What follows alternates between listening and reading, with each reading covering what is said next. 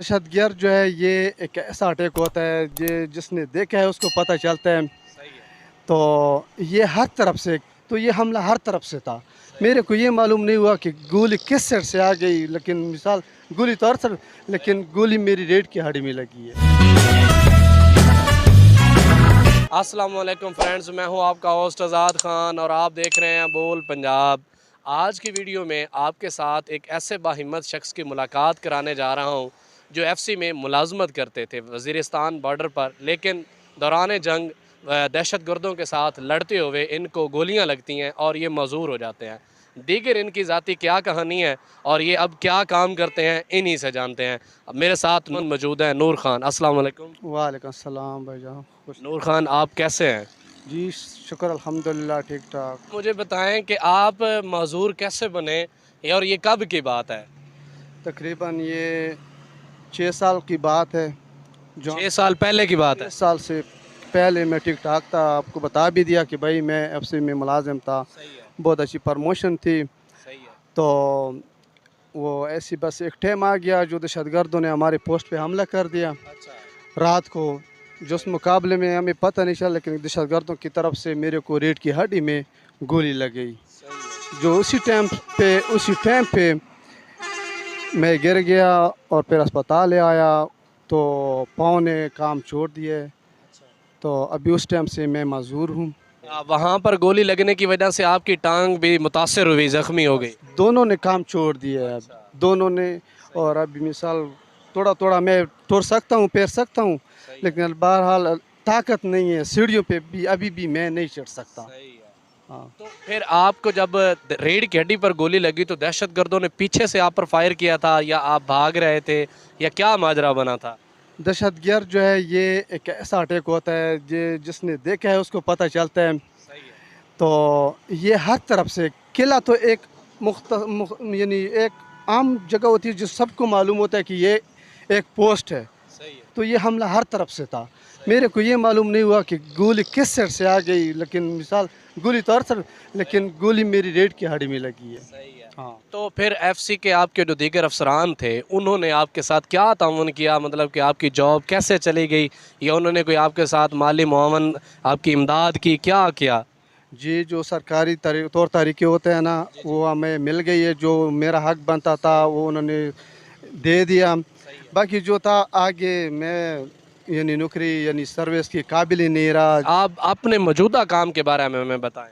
जी भाईजान, बस मैं जब आ गया तकरीबन 3-4 साल तो मैं ऐसे ही रहा, लेकिन ज़िंदगी ने भी मज़ा नहीं दिया। एक तो मेरी बहुत टेंशन होती थी यार, घर में पड़ा पड़ा के ना, तो बहुत टेंशन होता था। मजदूरी का हालत परवरदिगार किसी को ना बताएं। तो उसके बाद मैंने ये मोटरसाइकिल ले लिया। सही है। तो ये जब लिया तो इधर लोगों ने, यार दोस्तों ने मेरे को मशवरा दे दिया कि भाई खान भाई आप ऐसा करें, कुछ काम शुरू करें। मैंने भी सोच रहा था कि यार कुछ ऐसे काम शुरू करूं।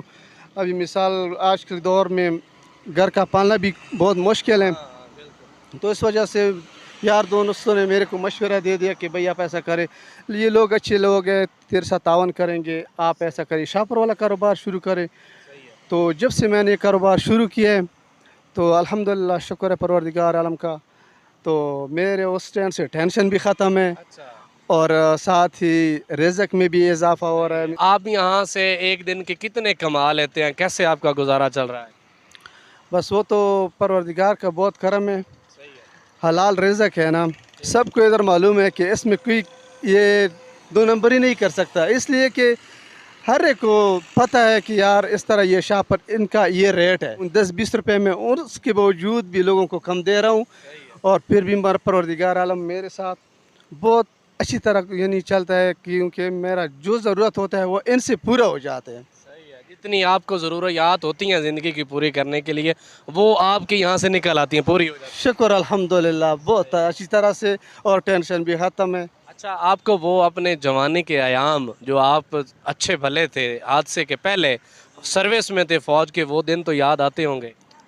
जी यार, वो ये दिन जो है वो हमें कभी कभी जब याद आता है तो रोना आ जाता है, क्योंकि वो एक अलहदा टाइम था। वो जो पहाड़ों पे मैं चढ़ता था, जो नाम था, मिसाल जो मेरा कारोबार था, जो मैंने मिसालाची ड्यूटी दी है वो लोगों को, वो अभी भी मेरे सारा कुछ याद आता है। मेरे यार दोस्त है जो अभी वो अफसर बने हैं, वो अभी भी हमें कॉल करते हैं, पूछते हैं कि यार खान भाई था।